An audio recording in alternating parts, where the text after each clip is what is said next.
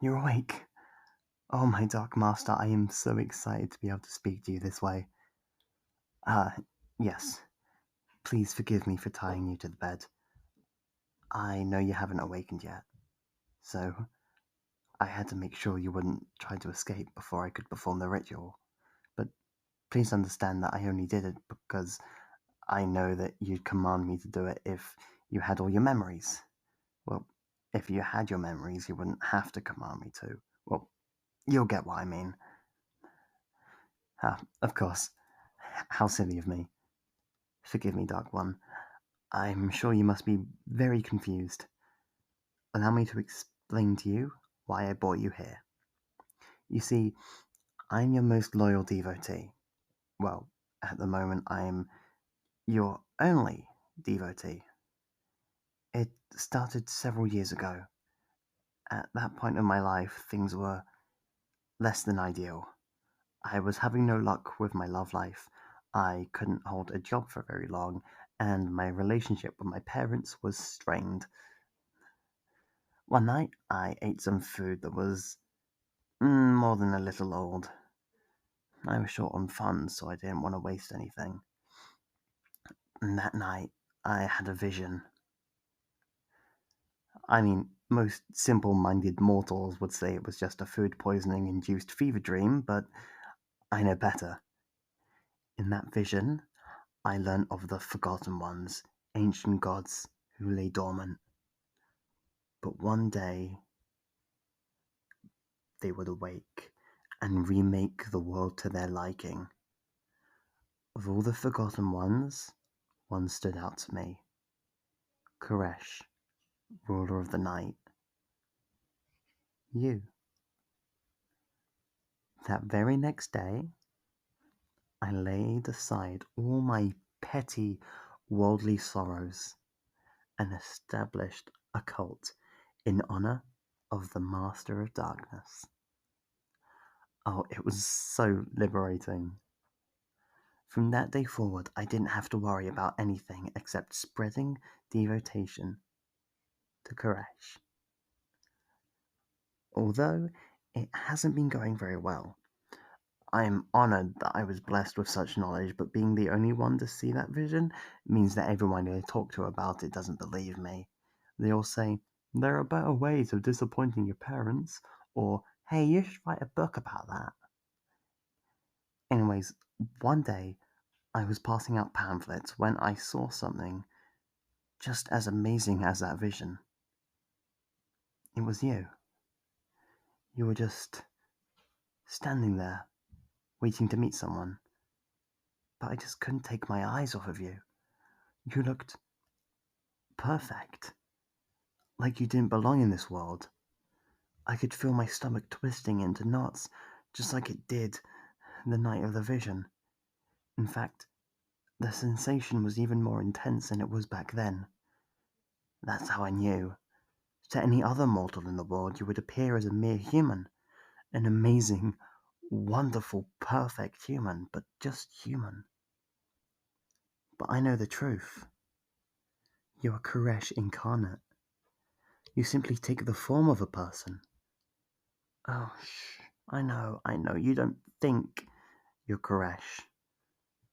I couldn't work up the nerve to speak to you at first, so I started following you around, observing you. It was clear that you believed yourself to be the mortal you appear to be.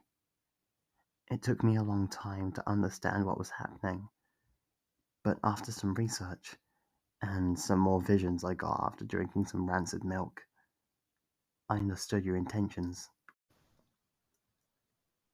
You had to take this form so you could slip past Gaitra, your older sister, and Oreg, your younger brother. They forced you into an agreement to descend upon this world together and split it evenly. But cunning as you are, you devised this plan to arrive early and claim all the spoils for yourself. I am honored beyond worlds that you subconsciously reached out to me through your dreams, preparing me with the knowledge to free you so that you can begin your conquest.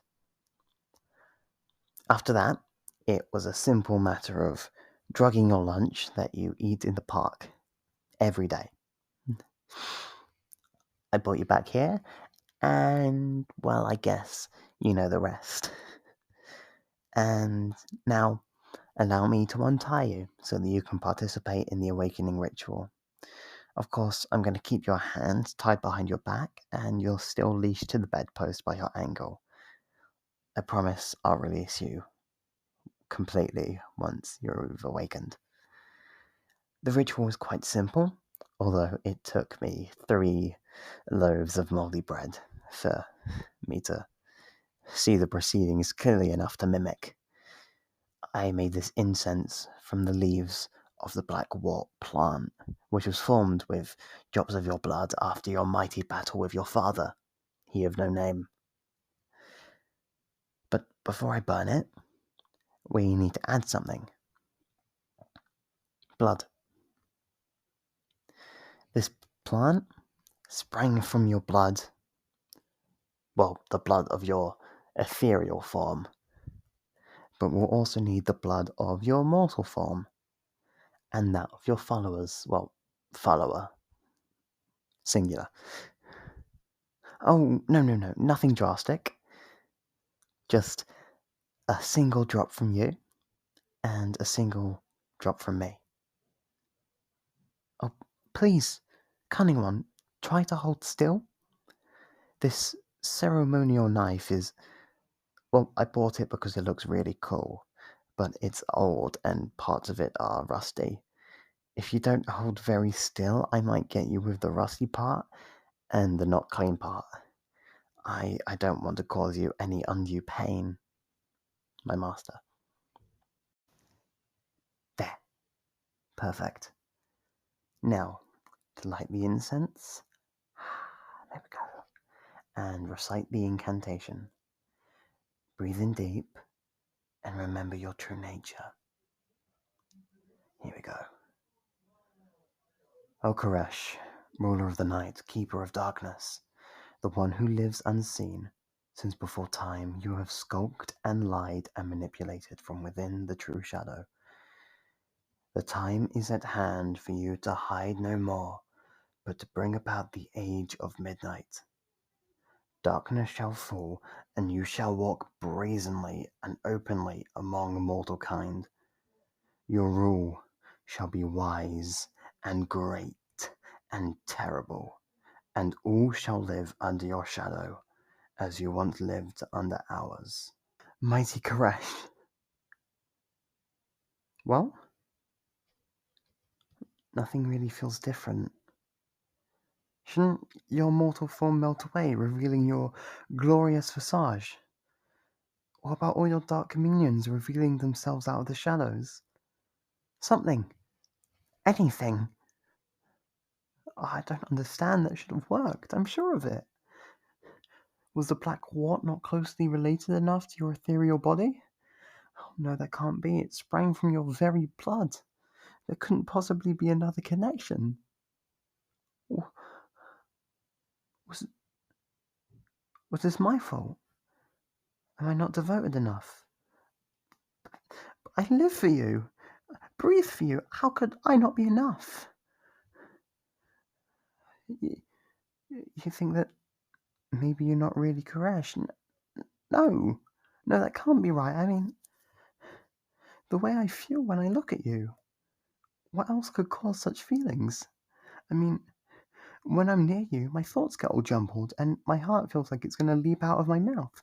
Surely that's because of your godly aura. A crush? No, that's not it at all. This is way beyond just infatuation. I mean, it's even more than love.